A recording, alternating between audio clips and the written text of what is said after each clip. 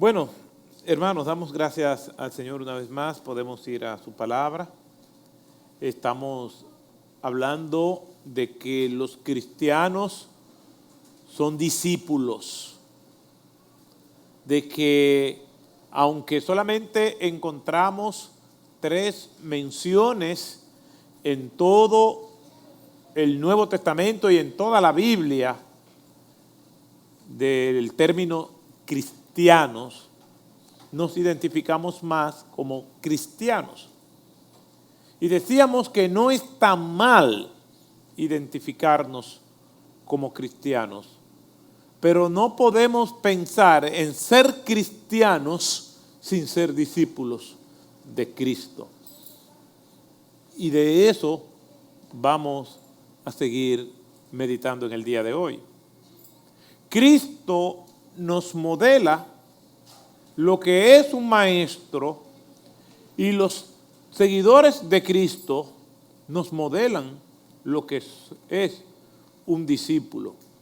Y también Pablo nos modela lo que es un maestro, pero también nos modela lo que es un discípulo. Y eso tiene sus raíces en el Antiguo Testamento. Lo que muestra que en el corazón de Dios está esta estructura y esta relación de maestro y discípulos para que nosotros podamos entender que el medio de crecimiento es de la misma manera, de crecimiento espiritual, de nosotros poder relacionarnos con el Señor, es a través de esa vía que nosotros hoy en día llamamos discipulado. Lo que nos llevar a la conclusión de que no se puede ser cristiano sin ser un discípulo y no se puede ser un discípulo sin estar en esa dinámica del discipulado, la cual también nosotros la vamos a explicar. Así que vamos a leer una vez más en Hechos 2, del 40 al 42, oraremos y seguiremos entonces en este hermoso pasaje. Gracias te damos, Señor, porque nos da la oportunidad de leer tu palabra. Lo haremos en el nombre del Padre, del Hijo y del Espíritu Santo, contando, Señor, con tu dirección en todo lo que estaremos haciendo. En el nombre de Jesús. Amén. Y con muchas otras palabras testificaba solemnemente y les exhortaba diciendo: sed salvos de esta perversa generación. Entonces los que habían recibido su palabra fueron bautizados y se añadieron aquel día como 3,000 almas y se dedicaban continuamente a las enseñanzas de los apóstoles, a la comunión, al partimiento del pan y a la oración. El Señor bendiga su palabra y nos permita explicarla con fidelidad, con claridad, para aplicarla sin dilación a nuestras vidas. Amén. Ya nosotros explicamos un resumen de este texto. El verdadero creyente, discípulo de Cristo, oye la palabra de Dios, versículo 40, recibe la palabra de Dios, versículo 41, y vive la palabra de Dios. El principio que nosotros vemos aquí es un principio que permanece. Los principios son los fundamentos de nuestra vida cristiana. No podemos decir que somos discípulos del Señor, que somos sus seguidores, si somos cristianos, si nosotros no estamos dispuestos a vivir su palabra. Nosotros vamos a encontrar esa constante en toda la Escritura. Esdras, capítulo 7, verso 10, dice que el escriba Esdras dedicó toda su vida a estudiar la ley de Dios, a aplicarla a su vida y a enseñarle estos preceptos a su prójimo, a sus hermanos. Vemos ahí esa dinámica que se ve en el Antiguo Testamento como modelo. El salmista dice, ayúdame a vivir la verdad en lo íntimo, aun cuando nadie me está viendo. De Cristo, en el Sermón de la Montaña, cuando lo termina, se dice que las multitudes clamaban diciendo que se admiraban de sus enseñanzas, pero también de su autoridad. Y Pablo dice a Timoteo, en 1 Timoteo 2:15, procura con diligencia presentarte ante Dios como obrero aprobado, que no tiene nada de qué avergonzarse, que usa bien la palabra de verdad. Tanto Esdras como Cristo, como Pablo, nos presentan el ideal de Dios. Una persona que estudia la palabra y la vive. No es simplemente que decir, yo soy cristiano, no, es que en la práctica yo demuestro que soy un discípulo de Cristo. ¿Por qué? Porque eso es lo que nos va a distinguir. No es solamente lo que nosotros digamos, es como nosotros vamos a vivir. Por sus frutos lo conoceréis, dice el Señor. Si no damos buenos frutos, entonces evidencia de que probablemente no somos creyentes o hay algo que está impidiendo que nosotros demos esos frutos. Ya nosotros vimos la semana pasada que Jesús escogió a sus discípulos, en gran parte eran de Galilea. Y la gente de Galilea era marginada por el resto de los judíos. Y encontramos varios textos, Hechos 2, versículo 7, no son estos galileos los que hablan en otros idiomas, porque se asombraban de que galileos pudieran hablar en un idioma diferente al de ellos. Y también vemos la evidencia de Juan 1, versículos 45 y 46, cuando Felipe se le acerca a Natanael y le dice, hemos encontrado al Mesías del cual se habla en el Antiguo Testamento, del cual hablan los profetas, a Jesús, el hijo de José. Y lo que dice Natanael, y de Nazaret puede salir algo bueno, algún profeta. Nazaret se encontraba o se encuentra en la parte baja de Galilea, pertenece a la región de Galilea. O sea que había ese prejuicio. Y es precisamente a ese grupo al cual el Señor elige como discípulos. Y ahí estamos incluidos nosotros, porque lo que otros rechazan, el Señor lo busca. Porque Él vino a buscar y a salvar a lo que se había perdido. Ahí estamos nosotros. Es posible que en algún momento hayamos recibido rechazo por lo que sea, pero el Señor nos acepta tal y como somos y nos exige que seamos como Él quiere que seamos. No es simplemente que el Señor me acepta tal y como yo soy, sí, pero el Señor demanda de nosotros un crecimiento y nos da su palabra como pauta para que por la dirección del Espíritu Santo nosotros podamos crecer. No es que, yo soy así y ya. No, es que el Señor demanda de nosotros un crecimiento. Si verdaderamente somos cristianos, entonces debe haber una evidencia de nuestra fe por medio de lo que nosotros pensamos, decimos y hacemos. La palabra de Dios es muy clara en esto. Cristo nos modeló lo que nosotros podemos hacer. Y las distintas etapas de la vida de Cristo nos habla de que Él creció y fue criado como un Galileo. Y ya nosotros vemos lo que decía la Mishnah la semana pasada acerca de cuáles eran los ciclos de vida de un judío. A los 5 años era apto ya para comenzar a estudiar las Escrituras. A los 10 años para interpretar la ley, la Torá. A los 13 años para el cumplimiento de los mandamientos. A los 15 para hacer interpretaciones rabínicas por medio de lo que dice el Talmud. A los 18 ya estaba listo para casarse, a los 20 para ejercer un trabajo y a los 30 para enseñar. Eso se ve claramente en la vida de Cristo. Miren lo que nosotros encontramos en Cristo. Lucas 2:52, creció en estatura y en sabiduría. Lucas 2:41, alcanzó el cumplimiento de los mandamientos indicados por la primera Pascua a los 12 años. Fue llevado por sus padres. Y la Pascua, que es la celebración más importante de los hebreos, Jesús participa de ella porque era una obligación para todo hebreo, hombre, ir a participar de la Pascua a partir de los 12 años, siempre y cuando los medios económicos y la salud se lo permitieran. Y a los 12 años Cristo ya está cumpliendo con esto.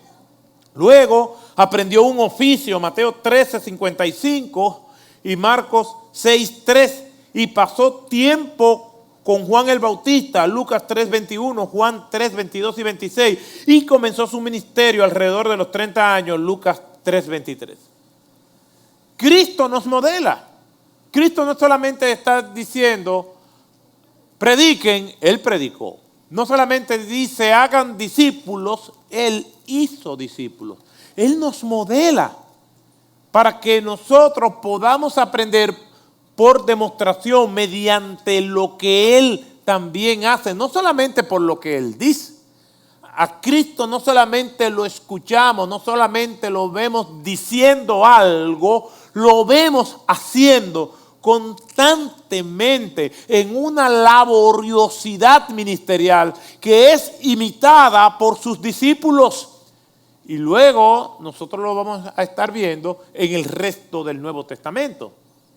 Por lo tanto, hermanos, no solamente nosotros podemos decir que somos auténticos cristianos porque hicimos una profesión de fe, sino que en nuestra vida diaria lo confirma.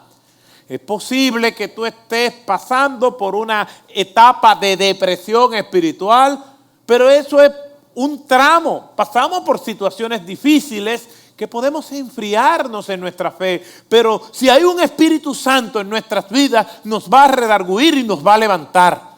Pero un cristiano no puede decir que es cristiano y estar rezagado y apático y sin arrepentirse de sus pecados. Porque tenemos un Espíritu Santo que nos redarguye, que nos revela lo que está mal y nos lleva a la cruz a pedirle perdón a nuestro Señor. Y eso es lo que es un discípulo. Un discípulo no es una gente que no peca. Es que si peca, sabe que tenemos abogado para con el Padre, a Jesucristo el justo, pero es sobre la base de nuestra confesión. Estas cosas os escribo, hijitos, para que no pequéis, dice Juan. Pero si alguno pecare, abogado tenemos para con el Padre, a Jesucristo el justo. Porque si confesamos nuestros pecados, Él es fiel y justo de perdonar nuestros pecados y limpiarnos de toda maldad. Un verdadero discípulo es una persona que por tener el Espíritu Santo sabe cuando peca y no dilata su arrepentimiento, porque no puede sentirse cómodo hasta que no confiesa sus pecados delante del Señor. Eso hace un discípulo. Y cuando nosotros vamos a la Escritura, vemos esa relación entre discípulo y maestro, que tiene sus raíces en el Antiguo Testamento. A los discípulos en el Antiguo Testamento y en el tiempo de Cristo, en el hebreo, le decían el Talmid, terminando en D, que es discípulo, y Talmidim en su forma plural. Y había una relación entre el rabí y el talmid, que era estrecha. ¿Y qué era lo que sucedía en esa época? Cuando un discípulo era convocado por el maestro, o un discípulo quería ser seguidor y ser formado por ese maestro, él se le acercaba y el maestro tenía la prerrogativa de si lo aceptaba o no. O le ponía algunas asignaciones previas, o le decía cuáles eran las condiciones para seguirle.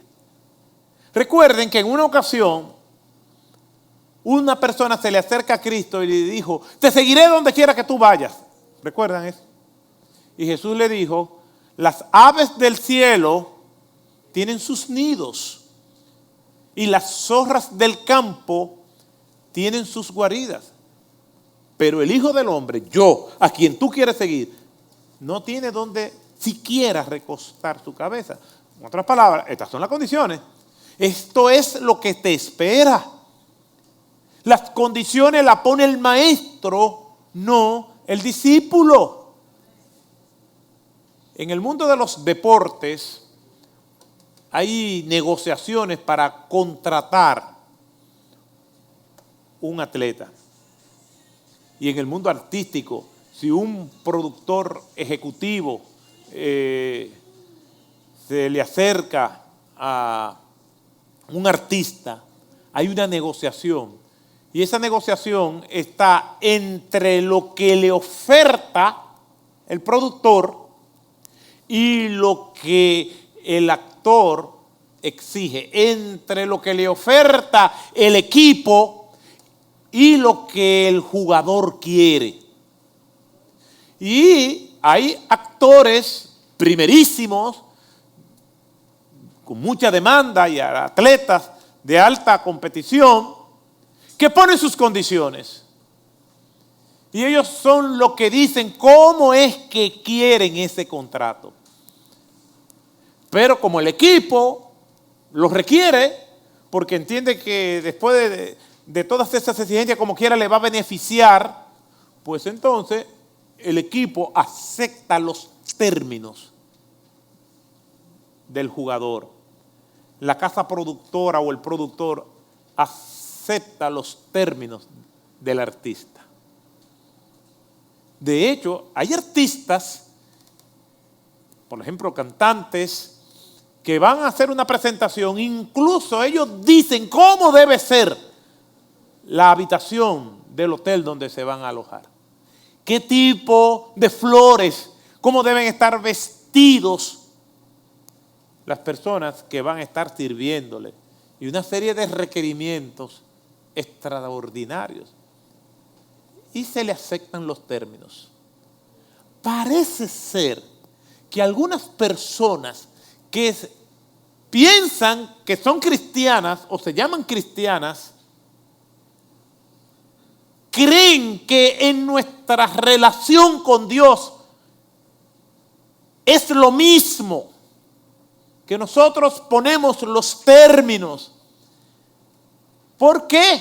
Porque cuando nosotros condicionamos el servicio, creemos que los términos se lo estamos poniendo a los líderes que tenemos, pero no, porque el compromiso no es con el pastor ni con los líderes, el compromiso es con Cristo.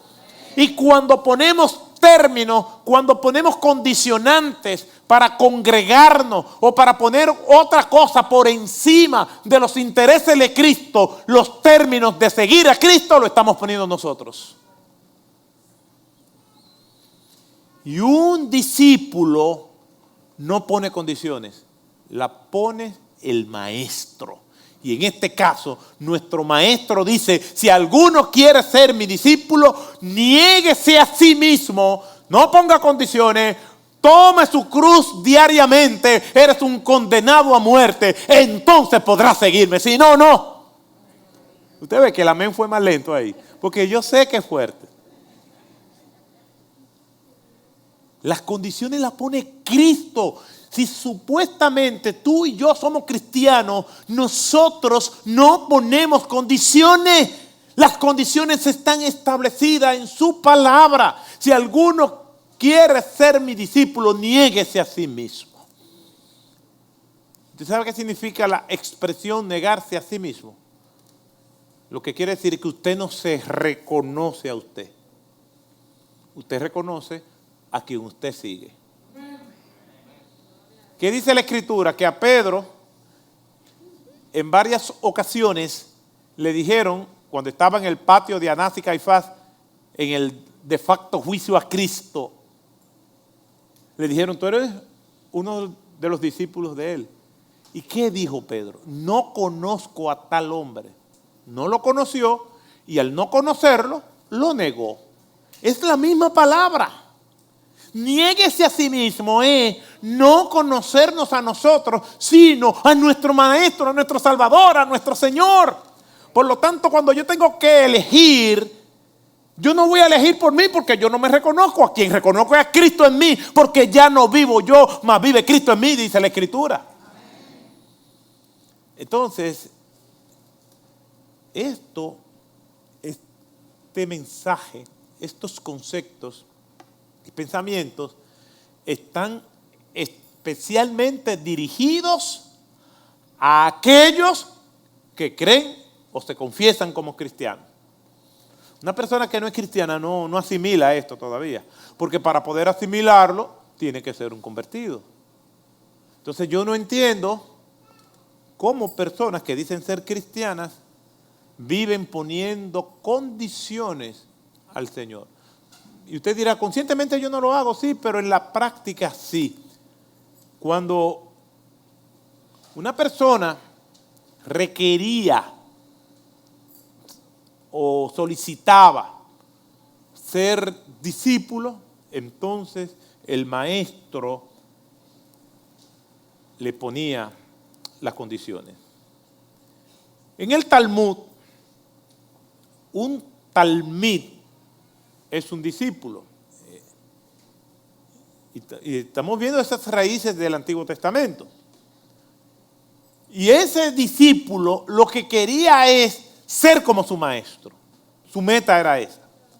No era simplemente, yo voy a estar aquí para pasarla bien. No, es que él quería ser como su maestro.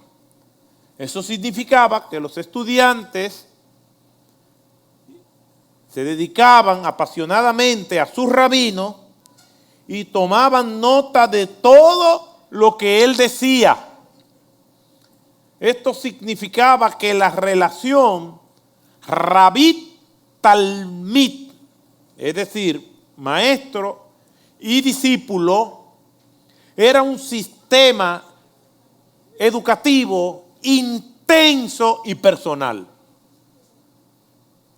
donde el talmid o discípulo no se reconocía a él, sino a su maestro. Mientras el rabino vivía y enseñaba todo lo que tenía que ver con la vida, el talmid tomaba nota de todos estos elementos. Y hacía tres cosas. Escuchaban, observaban e imitaban lo que hacía el rabino. Y esa es la estructura que Jesús encuentra. Por eso es que vemos que a Jesús le decían maestro. Y le decían maestro precisamente porque Jesús era, en su práctica, en su estructura de formación de discípulos, como lo eran los demás discípulos. Todo esto se hacía de escuchar, de observar y de imitar con el propósito de ser como el maestro. Eventualmente, esos discípulos se convertían en maestros para tener discípulos que después se convertirían en lo que ellos son, y así seguía la cadena. Note lo que el apóstol Pablo le dice a Timoteo. Fíjese si esto tiene sentido. Pablo le dice a Timoteo, en 2 de Timoteo, capítulo 2, versículo 1 y 2. Tú pues, hijo mío, habla de la relación que ya había entre ellos. Esfuérzate en la gracia que hay en Cristo Jesús. Es decir, todo lo que yo te estoy demandando, tú lo vas a hacer porque el Señor es que te fortalece. Y después le dice, lo que has oído de mí en boca de otros testigos, Pablo es el rabí, el maestro, Timoteo es el talmid, el discípulo. Entonces le dice, lo que tú has oído de mí, esto encarga a hombres fieles. Ya Pablo se quita y Timoteo entonces se convierte en maestro. Entonces esto encarga a hombres fieles que sean idóneos Entonces estos hombres fieles se convierten en maestros para enseñar a otros. O sea, ahí se nota claramente cómo va del Señor a Pablo, de Pablo a Timoteo, de Timoteo a hombres fieles, de hombres fieles hasta otros. ¿Por qué? Porque esa es la estructura que había y al Señor le pareció bien seguirla y se monta en esto. Por eso es que nadie puede decir, yo soy cristiano, sí, pero ¿cómo es tu vida discipular? Alguien puede alegar, no, porque es mi vida privada. El Señor sabe los corazones. Sí, el Señor sabe los corazones, pero el Señor ha diseñado la iglesia para que nosotros vivamos esta vida discipular. El Señor ha diseñado un pueblo que Él llama iglesia para que nosotros vivamos dentro de esa dinámica que se da. Por eso es que la comisión se le da a los apóstoles, no a una persona, a quienes iban a formar la iglesia. La gran comisión viene primero a la iglesia de Cristo, al cuerpo de Cristo, para que de ahí entonces se coordine para que cada uno de nosotros vivamos. Pero nadie puede decir, yo soy un verdadero cristiano, yo no hago nada como parte del cuerpo de Cristo, pero yo soy un verdadero cristiano, nadie me puede venir a mí a juzgar por eso, porque yo no me congrego, ¿verdad? Que ya casi no me congrego, pero no, eso es excusa barata, pero muy barata, porque la Biblia habla del alto precio que pagó Cristo en la cruz de Calvario para que nosotros vengamos con argumentos como ese. Entonces la mente mejor ahí. Pero, hermanos, esto no es tan sencillo como nosotros queremos. Es sencillo, pero no es para tomarlo al azar. Dependiendo de cómo yo me sienta, lo tomo. No. Esto hay que darle la debida seriedad. Se trata de que la iglesia fue fundada sobre Jesucristo, la roca inconmovible, firme. Con todos los defectos que todos nosotros podamos tener, es el medio, es la agencia por el cual nosotros podemos crecer y ser más como Cristo. Como resultado de esto, Galilea fue el lugar donde Jesús desarrolló y vivió la mayor parte de su ministerio. Y allí Jesús levantó a estos hombres y a estas mujeres. Jesús fue un rabino, un maestro. Y el término en la época de Cristo se refería simple y llanamente a un maestro, una persona que tenía la autoridad y que era reconocida. Pero para llegar a eso tenía que haber pasado primero como discípulo. Una persona no podía ser maestro reconocido como lo fue Cristo, si antes haber pasado por ese proceso. Mucha gente contraria y seguidora de Cristo le decían a Cristo maestro. Vamos a ver algunos pasajes. Lucas 7:40, sus discípulos le decían maestro. Y respondió Jesús y les dijo, Simón, tengo algo que decirte. Y él le dijo, di, maestro. O sea, los discípulos veían a Jesús como maestro. Los abogados de la época, los intérpretes de la ley, le decían a Jesús maestro. Mateo 22, 35 y 36. Y uno de ellos, intérprete de la ley, para ponerle a prueba, le preguntó, maestro, ¿cuál es el gran mandamiento? La gente común de las multitudes, Lucas 12, 13, le decía maestro, y unos de la multitud, intérprete de la ley, para ponerle a prueba, le preguntó, maestro, ¿cuál es el gran mandamiento? Los ricos, Mateo 19, 16, el joven rico, y aquí se le acercó y dijo, maestro, ¿qué bien haré para obtener la vida eterna? Los fariseos, Lucas 19, 39. Entonces algunos de los fariseos de entre la multitud le dijeron, maestro, reprende a tus discípulos. Los saduceos liberales, que no creían en los milagros, Lucas 20, 27 y 28. Y acercándose a él algunos de los saduceos, los que dicen que no hay resurrección, le preguntaron diciendo, maestro, Moisés nos escribió Y ahí siguen diciéndole. Todo el mundo reconocía a Jesús como maestro. Si nosotros decimos, bueno, a él solamente lo reconocían como maestro, sus discípulos, no todo el mundo. Pero ¿por qué ustedes creen que les reconocían como maestro? Porque creció y vivió para modelarnos a nosotros cómo nosotros debemos crecer espiritualmente y cómo debemos de vivir. Si esas personas hostiles, como los saduceos, los fariseos, no hubieran visto en Cristo las cualidades por su vida, no le llaman así. Sin embargo, lo hacen. Jesús encajaba con la descripción de un rabino del primer siglo, especialmente uno en el nivel más avanzado. Los maestros o rabinos eran personas itinerantes que andaban de un lugar para otro, modelándole cómo debe ser el comportamiento de una persona que está a su nivel en distintas circunstancias. No lo vamos a leer porque el tiempo va pasado, pero Jesús viajó de un lugar a otro con sus discípulos dependiendo de la hospitalidad de los demás. Lucas 8, del 1 al 3. Y poco después él comenzó a recorrer las ciudades y aldeas, clamando y anunciando las buenas nuevas del reino. Y había gente que le seguía, incluyendo mujeres, y veían cómo él se comportaba. A menudo se reunía en hogares privados, sin mucha gente. Lucas 10, 38 al 42. Mientras iban ellos de camino, él entró en cierta aldea y una mujer llamada Marta les recibió en su casa. Y ella tenía una hermana que se llamaba María, que se sentaba a los pies del Señor y escuchaba su palabra.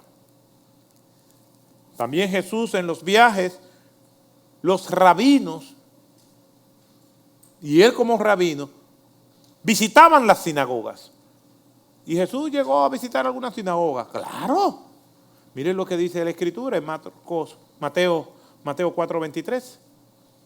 Y Jesús iba por toda Galilea, enseñando en sus sinagogas y proclamando el evangelio del reino y sanando toda enfermedad y toda dolencia. Cristo nos modela esto.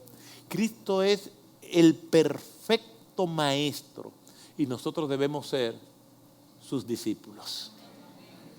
El discípulo no hace lo que quiera, hace lo que el maestro le diga. Él quiere estar con su maestro porque él quiere escucharlo, quiere deleitarse, quiere imitarlo y quiere ser como él. ¿Cómo una persona dice que es cristiana y estas cosas no están presentes en su vida? ¿Cómo que yo soy cristiano y no amo ser como el Señor? Por eso cuando hablamos de discípulos estamos hablando de algo muy serio, que no solamente tiene que ver con lo que la persona dice, no tiene que ver con decir, yo soy cristiano, tiene que ver con lo que uno hace. Por eso, mis amados hermanos, esta serie donde vamos profundizando más es algo que debe confrontarnos y debe sacudir nuestras conciencias y abrir las puertas del alma de par en par para que el Espíritu Santo se pase con libertad en nuestras vidas. Para que nos haga entender, si yo no estoy viviendo el Evangelio, algo está pasando en mi vida, algo está mal. Y si me siento bien, aún estando así, algo está muy mal entonces. Pero si soy un creyente, yo tengo que ser un discípulo. Y un discípulo hace lo que hace su maestro. Entonces, ¿qué hacemos? Cada quien sabe cómo está viviendo su vida. Cada quien sabe cómo es su relación con Dios. Cada quien sabe cómo está. Que el Señor nos ayude y tenga misericordia de nosotros. Y si aquí hay alguien, o en el área de circuito cerrado, o viéndonos, o escuchándonos de manera virtual, y no tiene a Cristo, venga a Cristo para que usted sea su discípulo. Venga al Señor para que entonces pueda iniciar esa ruta de crecimiento para ser como Él. Y si usted es un creyente y está rezagado, podemos pasar por situaciones difíciles, pero no podemos vivir la vida entera rezagados, porque es un mal indicio. Venga a Cristo, aún si eres creyente, y reconcíliate con Dios. Oremos. Gracias te damos, Señor, por tu palabra. Tú nos hablas por medio de ella y te agradecemos que nos da la oportunidad de compartirla. Te adoramos y te bendecimos. Y trae salvación y arrepentimiento, reconciliación en esta mañana. En el nombre de Jesús. Amén.